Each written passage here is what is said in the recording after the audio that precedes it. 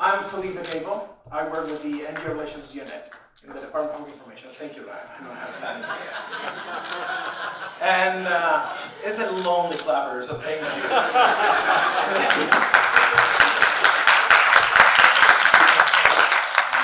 Thank you. My job is to engage with civil society at the United Nations for the Department of Public Information or Department of Global Communications. And eventually, well, we hope that the engagement of civil society takes place and then that we can work together. But I'm going to be very basic in the introduction. And I move a lot, so I'm sorry for the camera lady. It's just, I'm going to be a member for you. The UN was born in 1945 as a dream. And it became an immense and an incredible journey for the whole global community, hoping that we would not repeat the mistakes of the past. Now, the world in 2018 is a very different one than the one in 1945, right?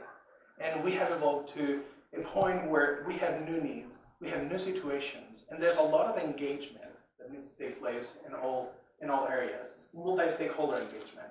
So what we used to consider problems of the past, like conflict and war, which was the main purpose of the UN, to bring peace and security, has evolved. And now the definition of peace through the UN has changed.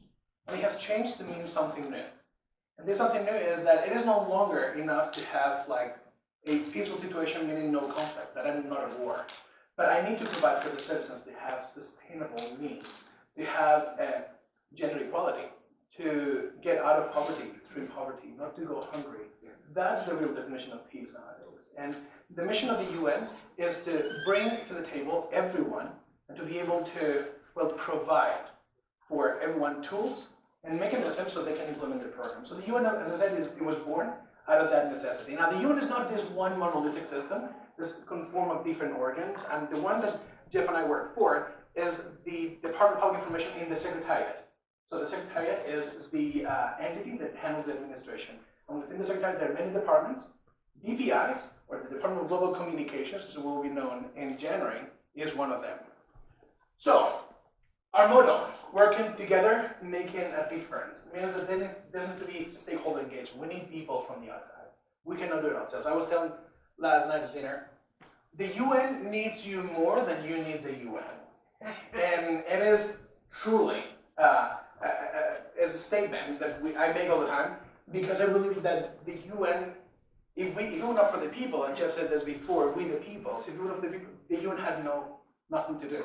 We need to bring people to the table from all sectors, private sector, civil society, which is what you represent. You can engage with member states, with media outlets. And when I talk to students particularly, I tell them, when you divide society into different sectors, think of this. You have government, which is member states, as we call them in the UN, or countries. And then you have civil society. Anything that is not government, in theory, should be civil society. But then within civil society, you have the non-for-profit world, which is what you represent, NGO community. Then you also have the for-profit ventures. Some of you may represent also the for-profit, and that's the private sector. And then there's a fourth group that we don't really define per se, but that I think is necessary to include, which is media. And why do you think that I separate media from the rest?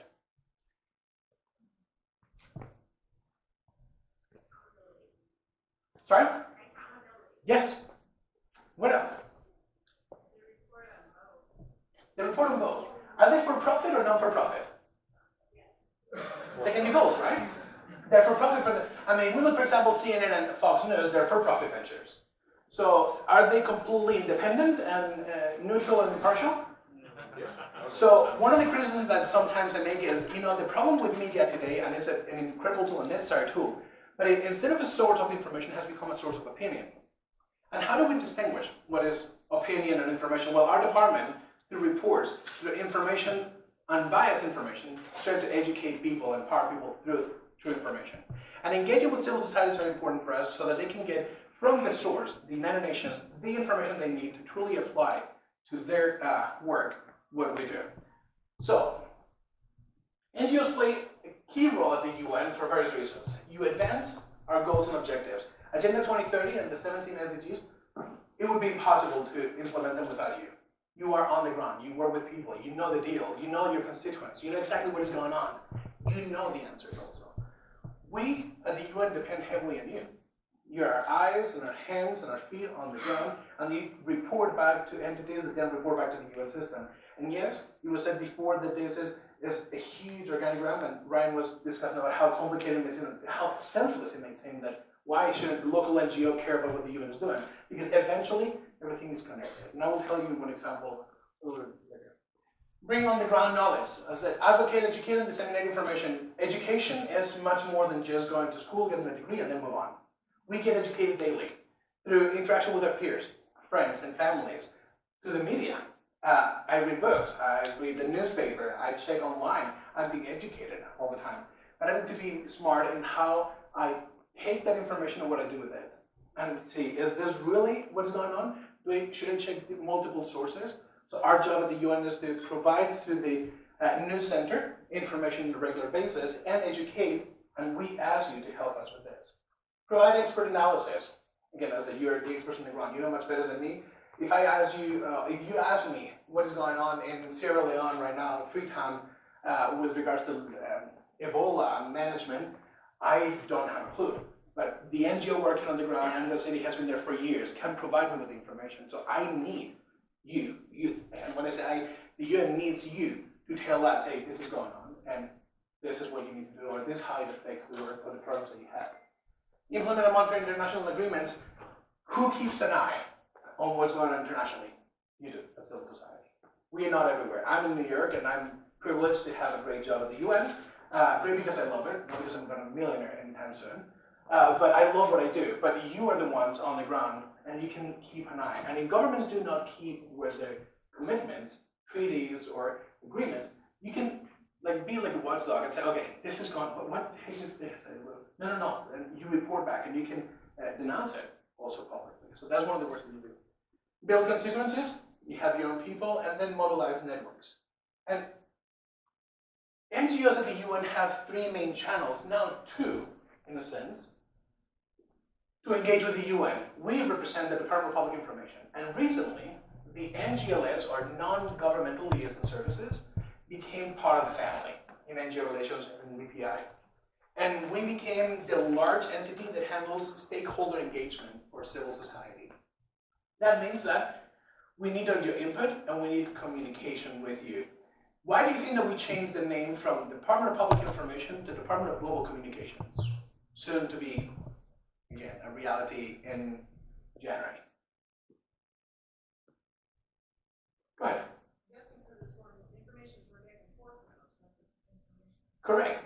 Back in the 50s, when DPI 40s, when DPI was created, it was we were the source of information towards the world.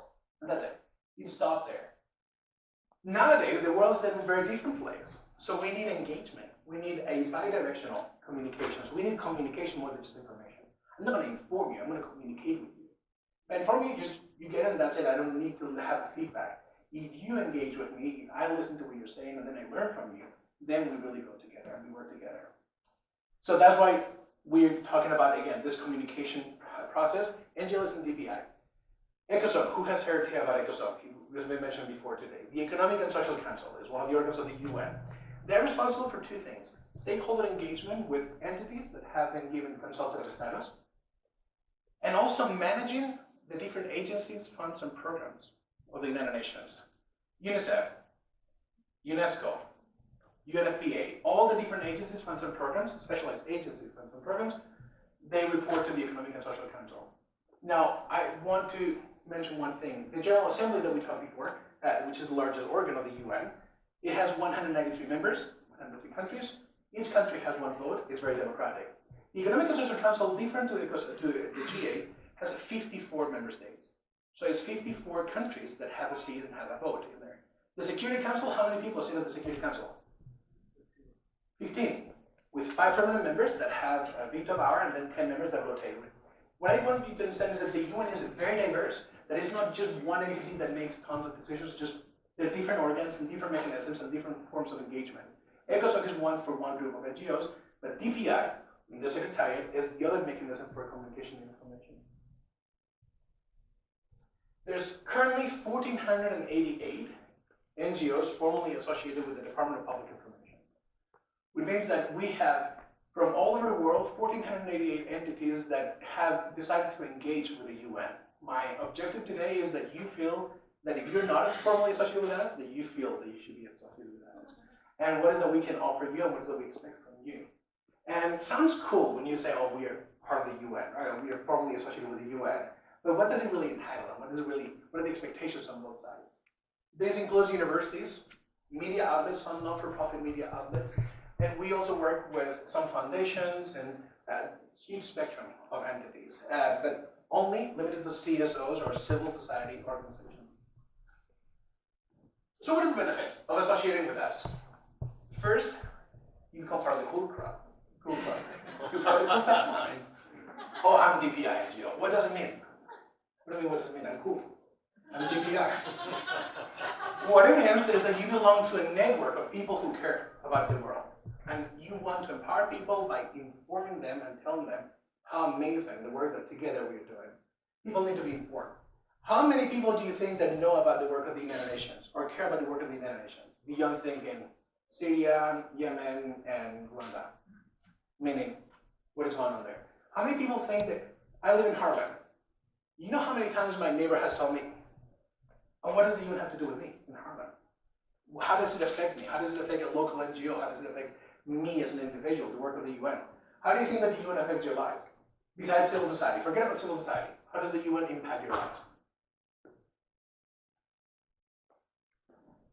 I think now there's an effort like with the shift towards the global, information system that we're becoming through technology. Everything is leaking now, and I think that I don't know, you're the expert, but it's the same basically the United Nations where all these different bodies are kind of merging.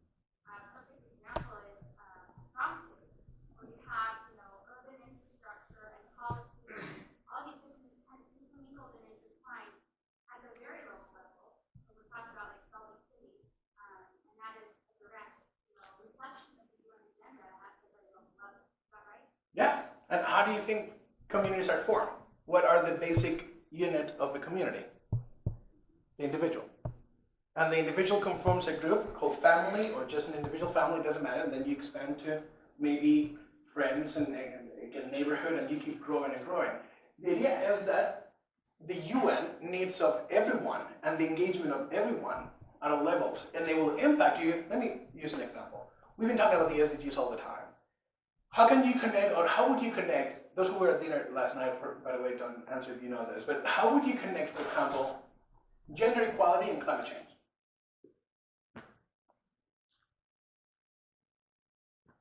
What? That climate change affects disproportionately women. So it's directly a women's issue. And a lot of women suffer exponentially from climate change in their agriculture or located close to rising sea levels and whatever, it affects them directly. So, correct, and I think that's the wrong answer. So there are different approaches. Let me be very specific. Let's say that in New York, I stopped recycling.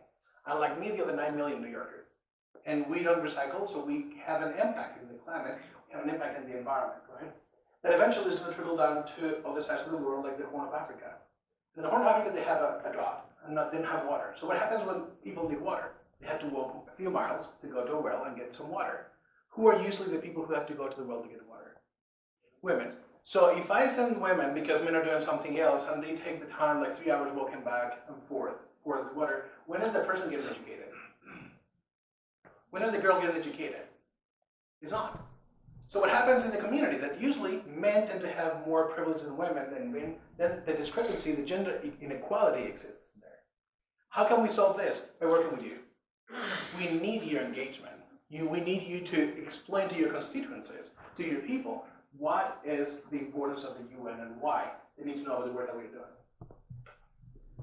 Advocacy to implement international agreements at regional national level, that's 6 rounds passes, which is the one that people think is very cool. So you want to go to the UN HQ in New York, the headquarters in New York, and you will find security outside, and they say, unless you're accredited, you cannot come in. Well, our NGOs are given 6 rounds passes, or 6 credentials for people within the organization, so you can attend meetings.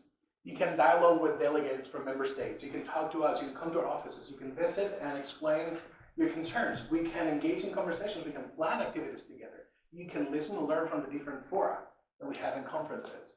That's one of the other benefits. One that many people think is the main for them. For us, is more the advocacy portion of it. Priority registration for the conference. We have a conference coming up in Salt Lake City next year. And the priority for the screening or for the approval for registration happens given your status. If you're ECOSOC or DPI, those are the two mechanisms we talked before, engagement through DPI and ECOSOC, then you will automatically be approved to participate at the conference. Other entities that are not ECOSOC or DPI will go through a vetting process and screening, and we'll just approve them. We hardly reject anyone that applies to come to the conference. Even if they don't belong to society, to civil society, we can find ways so that they can represent an NGO, or an NGO says, yeah, they can represent me at the conference. The idea is to bring as many voices as possible. But priority is given to NGOs that have consultative status with ECOSOC or associated with DPI. Attend the Thursday NGO briefings and propose NGO-led briefings. Our briefings now are open to the public, so anyone who wants to register, they can come to the UN. But how cool would it be that you say, no, Felipe, I would like to talk about you. Can we do a briefing on maybe gender equality in regions with extreme poverty and the impact on women? And we will receive, you send a submission, you submit a proposal, we look at it internally and say, you know, there's a lot of value in this. And that would be very cool. We've done it, for example, with LDS Charities. They submitted a proposal and they said, that sounds pretty good. So why don't we do it? And then what we do is we facilitate it. We book the room, we pay for the expenses of the room, and then we facilitate the meeting taking place at the UN. How many NGOs do you think that can have or can organize a briefing at the United Nations on a regular basis? Very few. In fact, ECOSOC, I don't want to say anything, but the difference between ECOSOC and DPI, ECOSOC is a member state or country driven. Our empowerment is for you. So our idea is that you can have a voice at the UN system. Not when the member states invite you to do so. Not when the council decides, okay, we want to consult with you.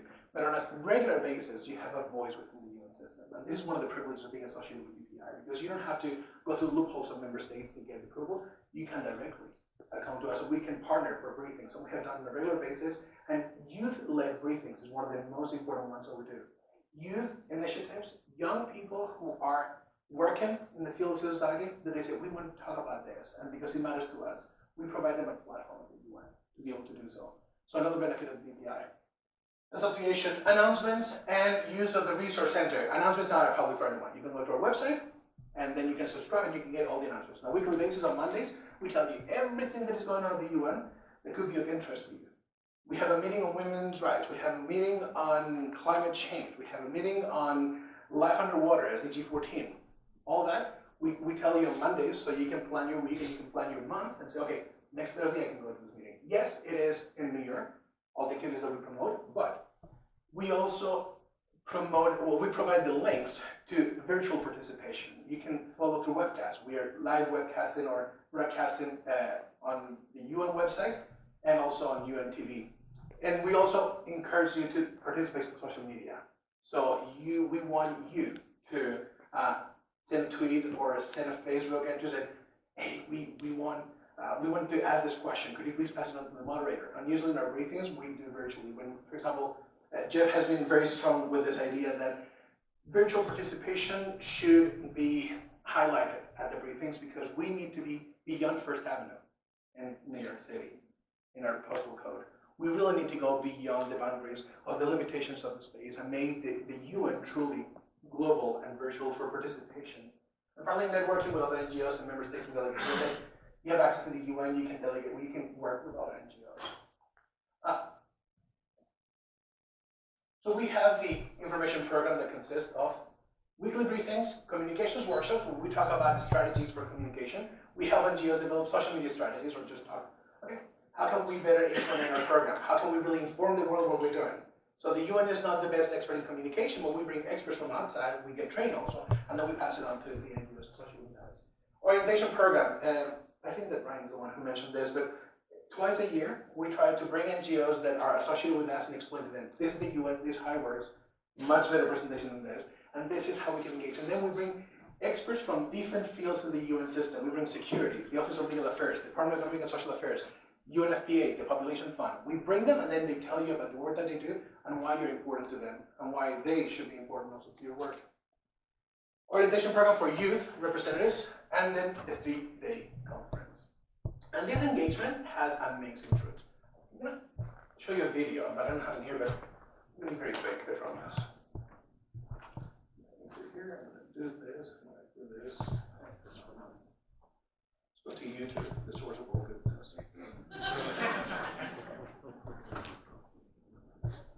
And we have a plan. Goals. Let's see.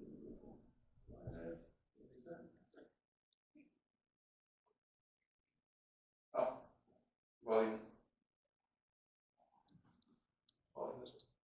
There you are.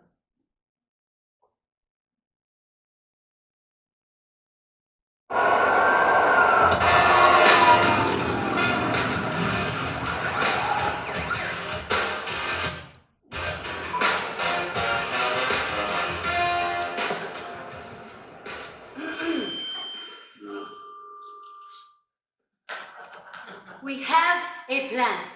The global goals for people and planet. To end poverty. To fight inequalities. And to defeat climate change. And I am proud to announce the plan is agreed by everyone.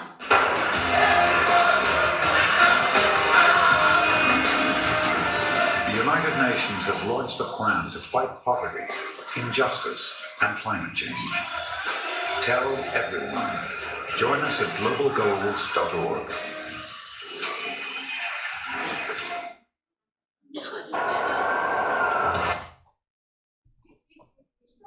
Wasn't that cool? And so this is the product or the outcome of a partnership between the United Nations and an NGO called Project Everyone.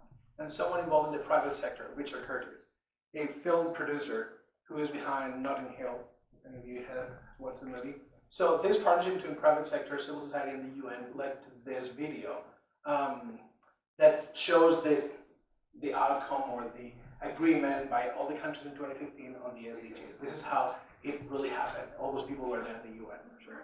And bring in different sectors with the UN helps us disseminate. That's why it's so important to work with different partners. So, okay, this and the conference. So, as I said, there you are. Once you say, okay, I'm interested in becoming part of the UN, there's pictures, that's fine. We can share this with you, that's no problem. It's also available online. Yes, we have a wonderful It looks website. exactly the same. The website's at the end of the presentation, so you can go to the website and check everything. But the idea is, how do you engage with us? What is the process? And the process is extremely simple. We need an online application. This is a form. Fill out the form. You send us the constitution of our laws of the organization and prove that you're not for profit. In the US would be the 501c3 from the IRS. We know that the IRS has 29 different categories, 501c 1 through 29. We work with 501c3s, public charities 50% through the IRS, or the equivalent elsewhere in the world. The most recent financial statement, preferably in US dollars. If not, it's okay, we can just go and Google the conversion of finances or the currency, but it's easier for us to have it in US dollars so we don't have to just calculate it. Depending on the volume of your income, you will have to submit one document or another. That's on our website. For example, more than $1 million budgets require an audited financial statement. And like between 500 and a million is certified by your accountant. The reason why is because since we are not led by member states, we are not a member state or the committee that decides on that associated with us is not going through member states, we cannot risk that we engage with individuals that are using their entities for money laundering, for example. We don't know where the money comes from. And we have to be very careful because, again, engaging with us is a very serious matter for all of us. So we want to make sure that we provide what is best. And you come with best practice and say, you know what, all we do is in alignment with the laws of our country. And this is my accountant or this independent auditor certifying this. That gives us peace of mind. And that makes us sure that when someone asks for you, and we have gone through the association process, and they said, UNESCO, are you Felipe? Oh, are you Felipe? Hey, Felipe. Hey, Felipe, because last person I talked with from UNESCO was from Spain, from Barcelona. Hey Felipe, you know, we're looking for an NGO in Morocco that is working on human rights. Do you have anyone we can reach out to? We'll go to the directory. I'll tell, well, this one. If you're associated with us, we know that you have gone through the process and screening and the vetting. They're fine, we can just recommend you. Oh yeah, yes. On top of that, every year you have to submit your annual review or the report of what you've been doing that year. And if you said it is very good, I go through every single one of them in detail. And I remember most of them. All the good ones I always remember. So when someone says, do you know of any Moroccan NGO working on human rights? Of course. The last activity they had in June was fantastic. That helps you, in a sense, because you will have an advocate at the United Nations. You work with other entities within the UN system, even in member states ask us, hey, do you have anyone in the region we're working on this? We will be able to provide that information. If we don't know about you, if you're not associated with us, you could be the best NGO in the universe. If we don't know about you, we will not be able to advocate on your behalf to provide that information to our colleagues. 6 examples of the work that you do. Once you apply, we want to see what you've been doing for last year. So send us 6 examples. It could be audiovisual material, a video, a poster, a flyer, a conference report, a social media campaign, for example, a PSA, anything that you want to submit, we will take it as 6 examples. Related, hopefully, everything that you do is related to the work of the UN, but we would like for you to say, okay, this has to do with these goals, or this is the objective, the overall objective of the campaign, or the effort that we had. 3 recommendation letters. This tends to be like one of the small, okay, that's it. Problems. We ask for 3 recommendation letters, 2 from any entity or individual that knows of your work and can vouch for it. Oh, I know Project Everyone very well, and they're fantastic. We have partnered in this, and we have done this together, and you should really associate them. 2 of them. The 3rd letter, we hope that it comes from a UN entity. And not everyone has worked. How many of you worked with NGOs that have worked with the UN before? Okay, how many of you work with NGOs that have not had any formal relationship with the UN yet? Okay, so what happens with you? That we don't want you? Of course we do. So, we do. Trust me, we do. We won first blood, and we won first air, and we won new people. Because you bring a lot to the table, and the conversation, again, you're not related to the UN, it doesn't mean that we don't want to hear from you. So the 3rd letter could come from an NGO that is already associated with DPI, or in consultative status with ECOSOC, but preferably with DPI. And that's because they can vouch for you and say, you know what, we really know their work, they're doing fantastically well. We partnered in this program, and really you should take them. A hint, UVU is associated with DPI. Oh, please, go ahead.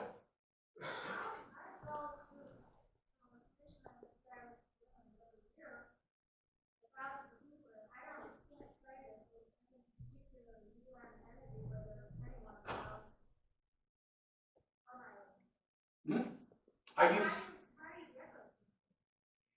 So, how do you get the connection with? There are 2 things. First, the UN is super large, and Commission Status of Women is like 4,000 to 5,000 people every year. We don't engage with all 5,000 people, but if your NGO is associated with DPI, more likely than not, you will be coming to the resource center for your grounds passes, for information, publications, any kind of needed help, to use the conference room that we allow the NGOs to book. That connection exists because we have an open center like the resource center. We get to know the NGOs, and then we can facilitate interaction, yeah.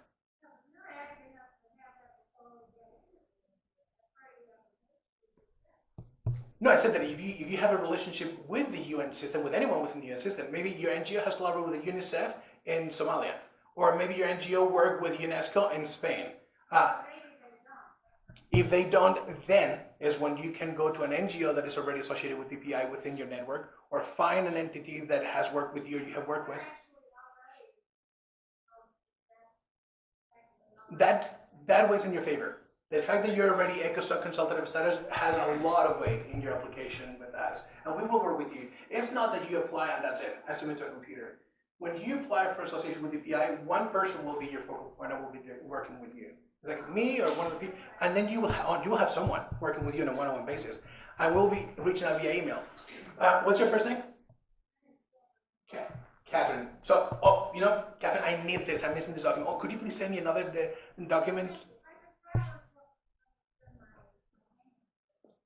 Okay, so it's easy to resolve. Again, we are very open, and we are open to everyone. Even if you're not associated with DPI or you're not a consultant status with ECOSOC, our resource center is open to everyone because we answer questions and we facilitate. If we don't know something and we don't know everything, we will point in the right direction. We will help you. We are a source, a place for resources for civil society at large. What do we expect from you? I promise I'll finish soon. Jeff is looking at me saying, time. Okay. We expect that you help us raise awareness about key UN issues, disseminate UN information products, any reports that you feel are important. For example, the high-level political forum, or every year we have a conference or a forum that follows up on the 2015 agreement on the SDGs to monitor how things are going. Are we on the right track or not? Should we change anything? Can we adapt this? What is the current status in Spain or in my local community? For example, I know that my mayor in Madrid and the one in Barcelona, they came to the HLPF, or High Level Political Forum, and they reported, oh, Madrid and Barcelona are doing this on the SDGs, and this is the program that we have. Civil society also comes to the political forum, and then they come and they report back to us. So we want to hear from everyone in this sense. And we want you to also help disseminate information. Design and implement public information activities and programs on human issues. You, most likely, if you become associated with DPI, you will learn the UN jargon. And you will learn how the UN operates. Right? I'm using you because it's just, you're here and you're in New York also. Was it tough to learn the UN language? Yes. Why? Because it was just it's a different way of speaking. Uh-huh. There's different protocols observed, and there's different, it's just a new jargon. Mm-hmm. So one of the volunteers that works in my office has been there for about a year, and we went to a meeting just last week, and afterwards she came up to me and she says, I understood everything. And she was very excited. She's like, a year ago, I would have sat at the same meeting and everything would have been totally over my head. It takes some time to understand those nuances of language and the way things are done. And I'm going to put you on the spot. How amazing has our office been in helping you with that? Like I said in my presentation, DPI is incredible. I'm really, really trying to incorporate the NGOs into the work. I'll stop it. Thank you. Trust me. One of the benefits, and again, this is not a thing against any other agency within the UN system, but something that we have in common, or the NGOs that are associated with us have in common, is that they can put faces to names, and that they can know who they are related to. If they come to the office and say, can I talk with Felipe for a second? If I'm there, I promise you, I have the time, but most of the time, for you, I have the time because that's my job, but because I love you guys, you're amazing. I mean, you change the world. We're just helping you help change the world, so thank you. But if you come, you will find human interaction. It's not going to be virtual. I promise you that if you come to New York, the Resource Center, we are open. Someone, if not me, Jeff. If not Jeff, Howard. Their names, and people get to know the names that we have in the office. And we will interact with you in a human way. And that's what we want to do. We want to bring the UN language to you so that you understand it, then you can pass it on. But we want to treat you like a human being that is changing the world. We value you for what you do and for who you are, not for what you bring to the table. What you bring to the table is the desire to change the world. And how we measure that is how happy people are. I say always, and I will repeat until I die, the UN is in the business of making happiness sustainable. That you're not only happy today, but you will be happy the rest of your life. And if we can contribute in any way to providing any mechanisms of information so that you can pass that on, you're in the right place and you're with the right department. Go ahead. When DPI integrates and associates with an NGO, how does the pass on, like, to say UN, right, with a refugee? How does that association work? Is it built through DPI? So what happens is, if it's for any purpose of global communications, information, or sharing, or exchanging ideas and networking with NGOs, we'll be your hub. If you're looking to interact with someone expert in human rights, we will point you, or we will really connect you with the Office of the High Commissioner for Human Rights in New York, if they have one, or whatever it is that you're working on. And if you want to learn more about different things, or you're interested in education, science, and culture, we'll connect you with UNESCO colleagues. So we will be the hub for you to either we provide you with information if you're an information-based NGO, you're looking for information communication related aspects, or we can connect you with all these people on the right agencies. Can I give you just a practical example?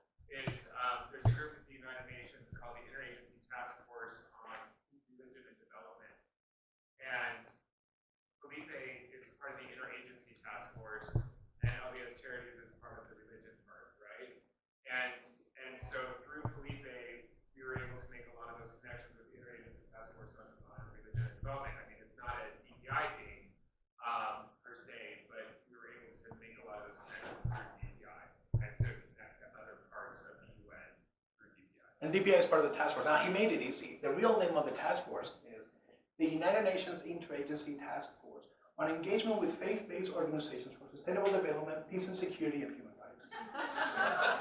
That really is sustainability is the easy way. But yeah, we are part, as DPI through us is part of the task force, and we engage in that kind of relationship. Why? 70% of the active NGOs we currently have are faith-based NGOs. Think about this. 70% of the active NGOs, not all the NGOs, but the active ones that have currently, many of them, most of them are Catholic. We have Caritas Internationales, Sisters of the Sacred Heart, tons of groups that are doing amazing work. We collaborate through that task force. Collaborate with UN Information Centers. So we have 59 centers around the world that engage with you. Hubs of information where you can communicate and work with and plan events. And abide by the UN rules and regulations. It's a responsibility. It's a privilege to be part of the UN DPI family.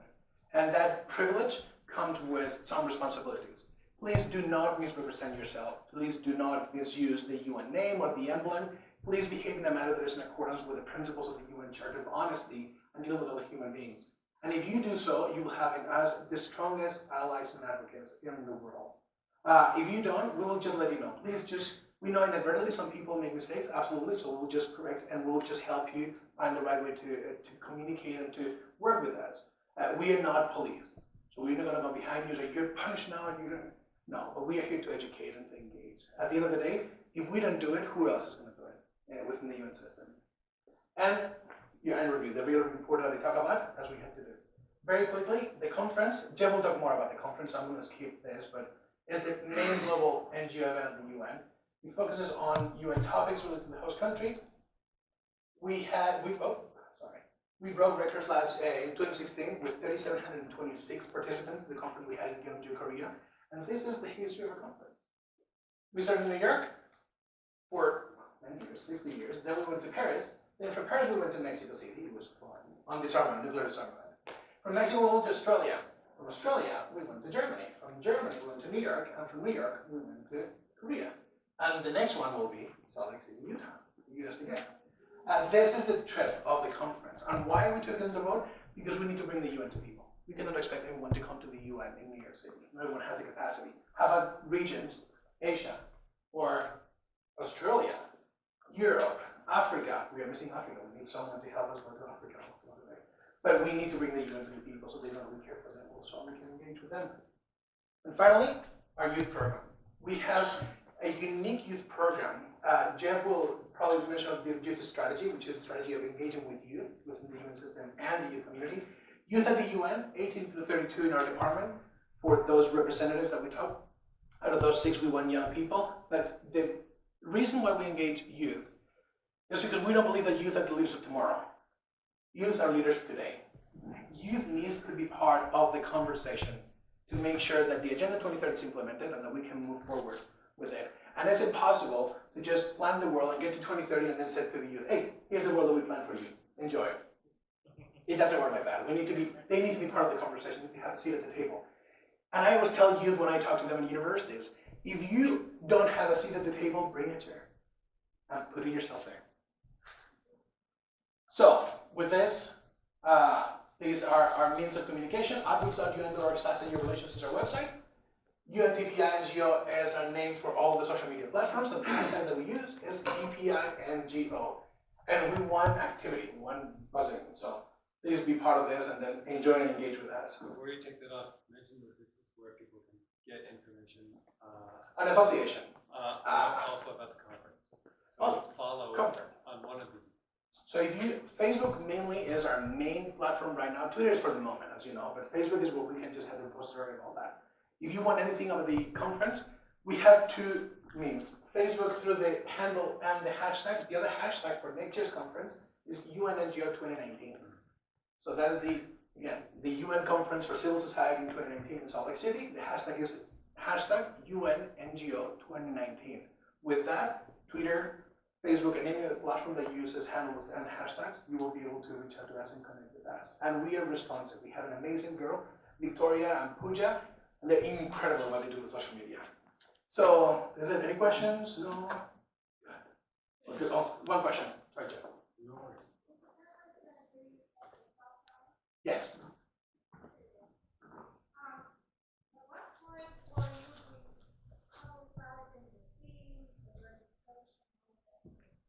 So, my first advice is go to our website, subscribe to our email system, and then every Monday you'll get information and also special communications.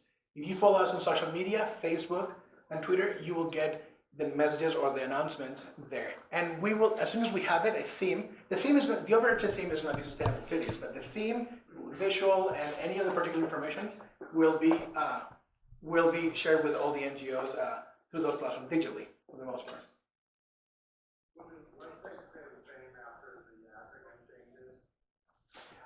NGO relations, for now, yes. Even if it's not, it would redirect. So the old URL will redirect to the new URL. We have done that for years, and it has never been an issue. It has always worked. Cool. You're a good audience.